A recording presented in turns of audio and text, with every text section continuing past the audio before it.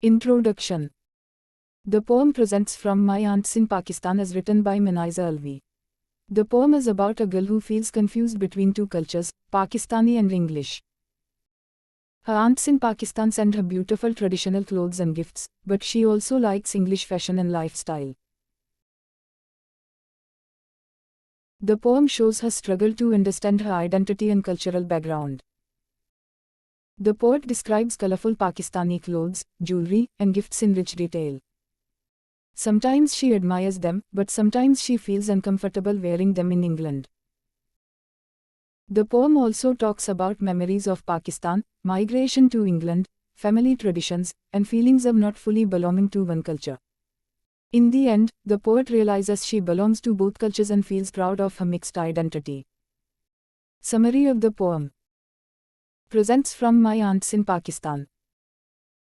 The poem begins with the poet receiving traditional Pakistani clothes and gifts from her aunts in Pakistan. They send her colorful salwar kameez dresses. One dress is peacock blue, while another shines brightly like an orange cut open. The poet carefully describes the beauty and brightness of the clothes. She also receives gold and black slippers with curl-pointed ends and colorful glass bangles. The bangles are beautiful but fragile, and when they break, they cut her skin and draw blood. This shows that beauty can also bring pain. The poet explains that fashion changes in Pakistan just like it does in England. The style of salwar bottoms changes from wide and stiff to narrow. Her aunts also choose a green sari with silver borders for her teenage years. These gifts represent Pakistani culture and traditions. When the poet tries on the satin and silk clothes, she feels strange and uncomfortable in her English home. She feels alien in the sitting room because the clothes do not match her English surroundings. Although the dresses are beautiful, she feels she can never look as lovely as the clothes themselves. Deep inside, she prefers simple English clothes like denim and corduroy. This shows her confusion between her Pakistani heritage and her English lifestyle. The poet says the Pakistani clothes cling to her body and make her feel aflame. This suggests strong emotions, discomfort, and inner conflict. She feels trapped between two identities because she is half English, unlike her fully Pakistani aunt Jamila. The poet then talks about a camel skin lamp owned by her parents. She likes switching it on in her bedroom and thinking about how a camel was transformed into a beautiful lampshade. The colorful light reminds her of stained glass windows. This lamp becomes a symbol of transformation and mixed identity, just like the poet herself. Next, the poet remembers her mother's Indian gold jewelry, which her mother loved very much. Sadly, the jewelry was stolen from their car. This loss may symbolize losing connection with culture and tradition. The poet keeps the Pakistani gifts safely in her wardrobe. Meanwhile, her aunts in Pakistan ask for English cardigans from Marks and Spencer, a famous English store. This shows that cultural exchange happens both ways. The Pakistani relatives admire English fashion while the poet admires Pakistani clothes. The poet feels hurt when one of her English school friends is not impressed by her salwar kameez. The friend asks to see her weekend clothes instead. This makes the poet feel that her Pakistani clothes are not accepted or appreciated in England. Even so, the poet often admires the mirror work on the clothes and tries to see herself reflected in the tiny glass pieces. This reflection symbolizes her search for identity. While looking into the mirrors, she remembers how her family traveled by ship from Pakistan to England when she was young. During the journey to England, the poet suffered from prickly heat and cried a lot. After arriving in England, she stayed in her English grandmother's dining room and played alone with a toy tin boat. These memories show loneliness and the difficulty of adjusting to a new country. As she grows older, the poet imagines Pakistan through old photographs from the Ek No Panch Safar. Later, she hears about political conflict and violence in the country through newspapers. Pakistan appears both beautiful and troubled in her imagination. Sometimes she imagines Lahore, where her aunts sit quietly in shaded rooms, hidden from male visitors, wrapping presents carefully in tissue paper. These scenes feel traditional and peaceful. At other times, she imagines poor beggars and sweeper girls in Pakistan. The poet finally describes herself as a person of no fixed nationality. She feels caught between two cultures and identities. In her imagination, she stands looking through decorative fretwork at the beautiful Shalimar Gardens in Lahore. This final image shows both distance and connection with her Pakistani roots.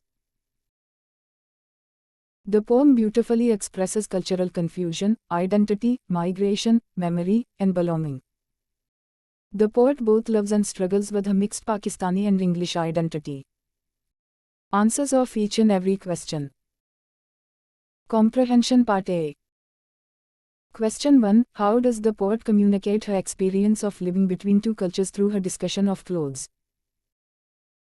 Answer. The poet compares Pakistani traditional clothes with English fashion. She admires the Pakistani clothes but also feels uncomfortable wearing them in England. This shows her confusion between two cultures. Question 2. Find references to difficult or painful associations in the text and explain them in context. Answer. The bangles snap and draw blood, showing pain connected with beauty. The stolen jewelry represents loss. The poet also remembers conflict in Pakistan and her lonely journey to England. Comprehension Part B. Question 1. How do the poet's descriptions of the clothes, accessories and furnishings from Pakistan capture their alien and exotic quality? Find key examples in the text. Answer. The poet uses bright colors and rich details like peacock blue, orange split open, gold and black slippers, and camel skin lamp. These descriptions make the objects seem beautiful, unusual, and exotic. Question 2. Find examples of compound words or phrases in the text and explain how they add value to the description. Answer. Peacock blue, candy striped, silver bordered, camel skin. These compound phrases create stronger and more colorful descriptions. Question 3. Write your own compound phrase using a hyphen to describe a favorite item of clothing. Answer. Sky blue jacket. Comprehension Part C. Question 1. How does this poem highlight the poet's growing self-awareness and pride in her mixed cultural heritage? Answer. At first, the poet feels confused and uncomfortable between English and Pakistani cultures. Later, she begins to value both cultures and accepts her mixed identity. Talk about. Question. Think of a gift of clothing that you have received. How did you feel about the gift and were you comfortable wearing it? Answer. I once received traditional clothes as a gift. I felt happy and proud wearing them because they were beautiful and meaningful. Grammar, vocabulary exercises solved. Meanings of difficult words. Salwar kameez. Traditional Pakistani dress with long shirt and trousers. Embossed. Decorated with raised designs. Radiant. Bright and shining. Fractured. Broken or damaged. Fretwork. Decorative carved design. Filigree. Delicate ornamental metalwork. Alien. Strange or unfamiliar. Exotic. Beautiful and unusual from another culture. Corduroy. A thick fabric with raised lines. Denim. Strong cotton fabric used for jeans. Prickly heat. Skin irritation caused by heat. Transformation. A complete change from one form to another. Compound words, phrases from the poem. Peacock blue. Candy striped. Silver bordered. Camel skin. Half English. These compound phrases improve description and create vivid images. Own compound phrases examples. Rose red scarf. Silver grey sweater. Bright yellow shoes. Ocean blue jeans. Soft wool jacket. Important MCQs with answers. Who wrote Presents from My Aunts in Pakistan? A. Virginia Woolf. B. Alice Punk. C. Maniza Alvi.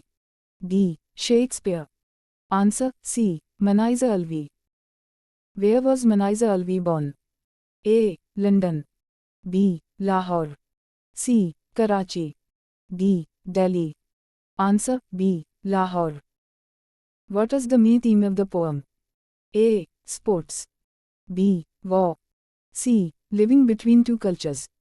D. Science. Answer C. Living between two cultures. What traditional dress is mentioned in the poem? A. Kimono. B. Sari only. C. Salwar kameez. D. Suit. Answer C. Salwar kameez. What color was one salwar kameez? A. Black. B. Peacock blue. C. White. D. Pink. Answer B. Peacock blue. What did the orange dress look like? A. Fire. B. Mango. C. Orange split open. D. Sunlight. Answer C. Orange split open. What kind of slippers were sent? A. Plastic slippers. B. Sports shoes. C. Embossed gold and black slippers. D. Leather boots. Answer C. Embossed gold and black slippers. What happened to the glass bangles? A. They melted. B. They snapped and drew blood. C. They were stolen. D. They disappeared. Answer B. They snapped and drew blood. What clothes did the poet secretly prefer? A. Saris. B. Silk dresses. C. Denim and corduroy. D. Uniforms. Answer C. Denim and corduroy. Why did the poet feel alien? A. She was alone. B. The Pakistani clothes felt strange in England. C. She hated fashion. D. She lost her clothes. Answer B. The Pakistani clothes felt strange in England.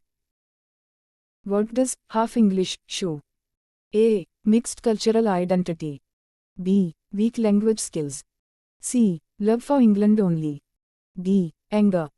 Answer A. Mixed cultural identity. What object did the poet admire in her bedroom? A. A mirror. B. A lamp. C. A boat. D. A chair. Answer B. A lamp. What was the lamp made from? A. Silver. B. Plastic. C. Camel skin. D. Wood. Answer C. Camel skin. What happened to the mother's jewelry? A. It broke. B. It was sold. C. It was stolen. D. It was hidden. Answer C. It was stolen. Which English store is mentioned in the poem? A. Tesco. B. Walmart. C. Marks and Spencer. D. Nike. Answer C. Marks and Spencer. Who was not impressed by the salwar kameez? A. Aunt Jamila. B. School friend. C. Mother. D. Teacher. Answer B. School friend. What kind of work was on the clothes? A. Needlework. B. Mirrorwork. C. Painting. D. Embroidery only. Answer B. Mirrorwork. How did the family travel to England? A. By plane. B. By train. C. By ship. D. By bus. Answer C. By ship. What illness troubled the poet during the journey? A. Fever. B. Prickly heat. C. Cold. D. Headache. Answer B. Prickly heat. Where did the poet stay in England as a child? A. Hotel. B. Hostel. C. Grandmother's dining room. D. School. Answer C. Grandmother's dining room. What toy did the poet play with? A. Doll. B. Ball. C. Tin boat. D. Car. Answer C. Tin boat. How did the poet imagine Pakistan? A. Through films. B. Through songs. C. Through photographs and news. D. Through maps. Answer C. Through photographs and news. What troubled Pakistan in the poem? A. Floods. B. Conflict and fractured land. C. Drought. D. Sports problems. Answer B. Conflict and fractured land. Which Pakistani city is mentioned? A. Islamabad. B. Karachi. C. Lahore. D. Peshawar. Answer C. Lahore. What were the aunts doing in shaded rooms? A. Cooking. B. Studying. C. Sorting and wrapping presents. D. Singing. Answer C. Sorting and wrapping presents. What does "of no fixed nationality" mean? A. Having no passport. B. Feeling confused about identity.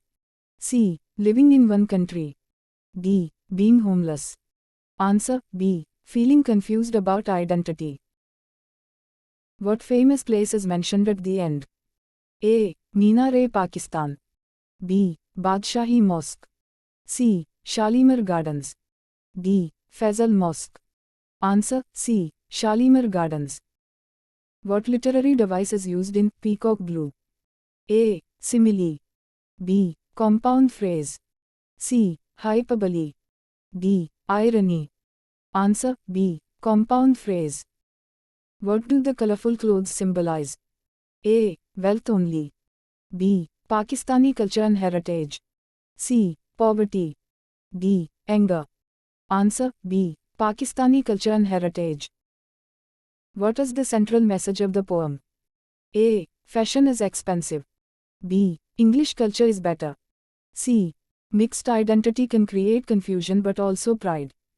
D. Pakistan and England are enemies. Answer C. Mixed identity can create confusion but also pride.